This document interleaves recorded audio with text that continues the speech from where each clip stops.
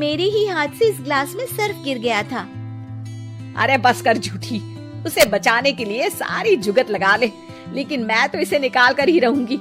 हमारे जमाने में ना कोई नौकरानी थी और ना ही ये चिकने बर्तन। चूल्हे के जले बर्तनों को राख रगड़ कर साफ किया करती थी मैं। अरे माँ जी, मैं कहाँ बचा रही हूँ उसे। और वैसे भी आजकल नौकरानी जरूरत नहीं, स्टेटस सिंबल बन गया है। अब आप बताओ, मैं मुन्ना को नीचे घुमाने ले जाऊं तो लोगों से क्या बोलूं? झाड़ू पोछा खुद लगा रही हूँ। लोग सीधा यही पूछते हैं कि कौन सी नौकरानी काम कर रही है तेरे घर पर। अरे बस कर, ये भी कोई बात होती है? मम्मी जी, आप नहीं समझेंगी। शाम को नौकरानी घर आकर काम कर ही रही होती है कि सास को कहती है, माँ जी एक बात बोलूं, बुरा न मानना। अरे वैसे तो मुझे तेरी शक्ल ही पसंद नहीं है, बात क्या खाक पसंद आएगी।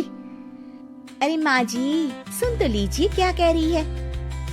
तो मैंने कौन सा उसका मुंह पकड़ लिया है?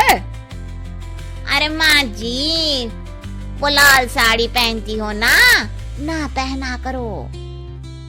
सास का गुस्सा अब तो 7वें आसमान पर होता है। अरे वाह जी वाह, क्यों ना पहना करूं?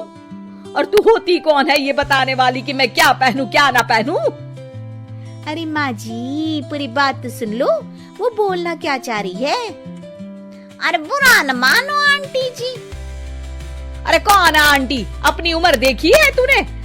2-4 साल ही छोटी होगी मुझसे और मुझे आंटी बोल रही है। बहू सर पर हाथ रख लेती है। अरे अच्छी खासी उम्र दराज हो और आंटी ना बोलूं? मैं तुम्हारी बहू से भी 4 साल छोटी हूँ। क्यों दीदी? बोलती भी क्या, एक तरफ सास यानी पति की माँ, तो दूसरी तरफ नौकरानी जिसके बिना घर का काम नहीं चल सकता।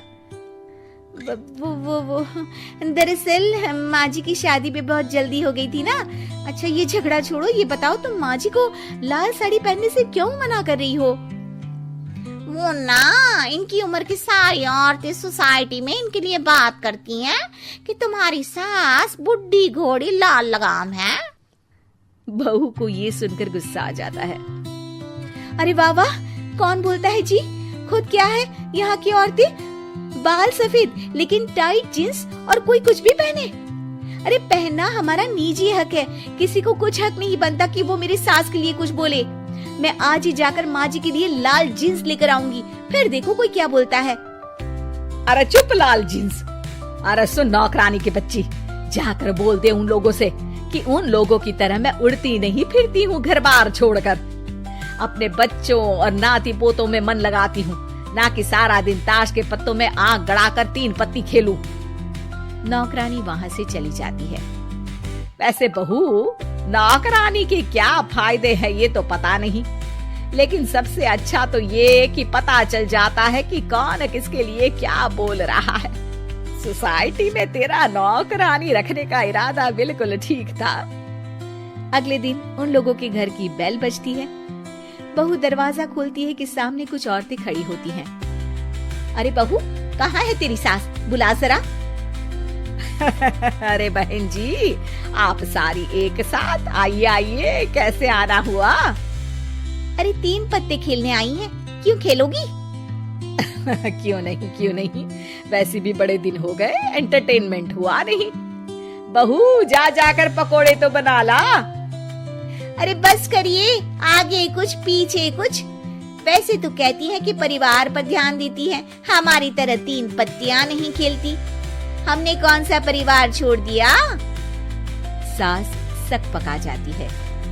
अब ये किसने कहा? मैं तो कहती हूँ कि मैं भी थोड़ा बाहर निकलूं। आपने ही तो कमला नौकरानी से ये सारी बात की थी। सास और बहू को अब सारी कहानी समझ आ जाती है कि सोसाइटी की औरतें क्यों भड़क रही हैं। माफ करिए आंटी, मैं छोटी हूँ लेकिन फिर भी पहले तो आप लोगों ने माँ की लाल साड़ी का मजाक उड़ाया था ना। हाँ उड़ाया था, लेकिन उससे पहले तो तुम लोगों ने हमारी जीन्स के बारे में बात की थी। अरे क्यों ना पहने हम जीन्स, तुम्हारे पैसों की थोड़ी ना है। सास और बहू सर पकड़कर बैठ जाती है। देखा बहू, ये खेल कर गई तेरी नौकरानी। यहाँ की बात वहां तो वहां की बात यहाँ। दोनों किसी तरह औरतों को समझा बुझाकर घर भेजती है और कसम खाती है कि नौकरानी को नौकरानी ही रहने देंगी।